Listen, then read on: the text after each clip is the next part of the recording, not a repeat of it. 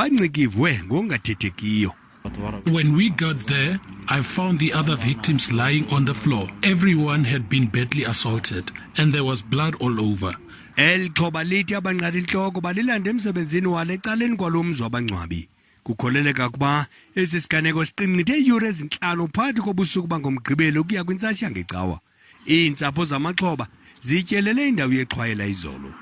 I haven't seen him yet. I only spoke to him over the phone. He says he was shot on the thigh. It pains me a lot.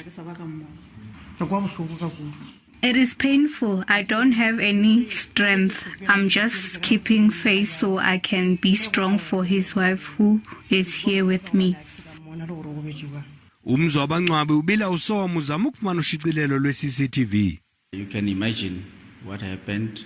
No one can ever expect that, and they are still in shock and angry, and also as management we are angry because we don't know what kind of people who can do such brutal things to any human beings. So yes, it is shocking and quite disturbing. Amapolisa aphanda amatyala okuphangwa kweshishini alishumi elinanye lingelokubulala namahlanu okudlwengula.